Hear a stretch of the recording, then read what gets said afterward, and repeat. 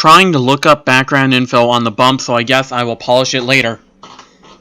You guys all know that Adult Swim's sign-off bumper, "The Dawn is Your Enemy." There's a reason they don't show it anymore. The last day of the bump was used as a sign-off. Instead of a normal running time of estimated 9 seconds, it ran for an extended period of time until the automated services were overtaken by manual operation. We all know the sound that shook our childhoods or teen years. The resonating metal, the rumbles, the sound of metal scraping against metal. Feel free to look it up if you're a bit rusty. Now, when the audio cut, it doesn't sound complete. It's not finished, not over. The producers of Adult Swim / Cartoon Network were purposely cutting off the rest of the sound, and for good reason.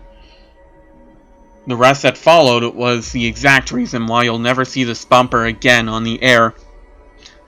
Once again, it supposedly only run for about 9 seconds, and this is a rough transcript of the usual audio. Resonating metal, followed by a rumble, followed by scraping metal, and the other rumble, and bumper. So what could you put together with that? Nothing rings a bell, right? Exactly. This part that they used is utilized effectively to scare off children that have still tuned in to Adult Swim. It even gives adults goosebumps because it's that good. It's closely rivaled with the hammer clinks in the William Street production card in Nightmare Fuel. Getting back on topic, usually a Cartoon Network employee would enter the control room left by an Adult Swim crew member and take over for the day. It wasn't quite the case that day, however. The usual man scheduled to cue the sign-on and such programming for Cartoon Network for some reason did not start up the day schedule. No one knows if he did this purposefully and whether or not his contract was terminated. This was the least of problems Cartoon Network had at the time. What followed the common 9 seconds was an extended 2-minute broadcast of some of the most horrifying audio ever heard on public television. The metal continued to resonate, and the scraping continued. Slowly an uncontrollable sobbing came clearer. Not one person was crying, but a multitude of people were screaming and yelling. As the metal scraped, the screaming grew louder. Soon you could hear the slicing of flesh, the grinding of bones, the gushing of blood, and the guttural death rattles of people dying. All across the United States, millions of children and adults were being exposed to what sounded like a barbaric mass murderer. People were calling in all across the country, crying or screaming or begging for it to be turned off. Something kept their eyes attached to the screen and kept them listening to the broadcast. People assumed the control room was finally gotten into and the bump was shut down, ending a traumatic experience no one could undoubtedly forget.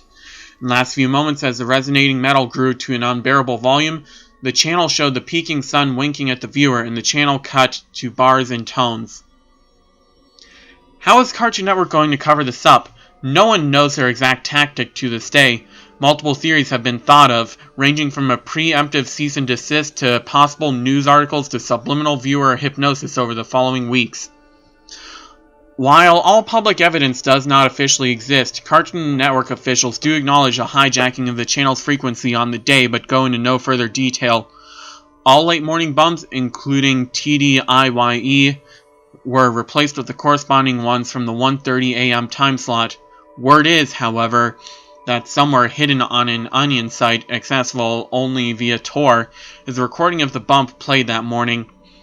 The question asked the most among the few who remember this is how Cartoon Network got the audio in the first place. Well, this wasn't a very good creepypasta. It was kinda creepy, but not really. Now, I never really was that much into Adult Swim. I really only use it even today for my anime and maybe King of the Hill every so often.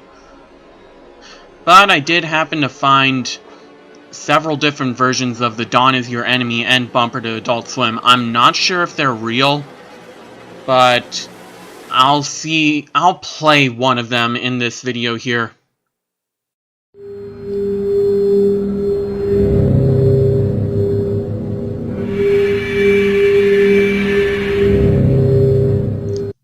Now that end bump is actually creepy.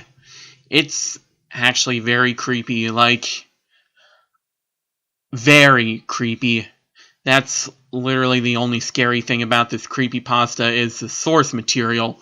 The source material, the actual bumper, is creepy. However, the creepypasta itself is not.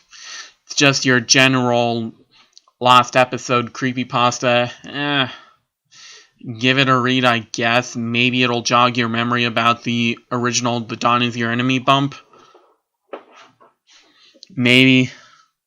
For anyone who was actually up that late for Adult Swim. But if you like what you saw, please like, comment, and subscribe. Thank you for watching. Have a good day. God bless. Peace, Pacham, and bye.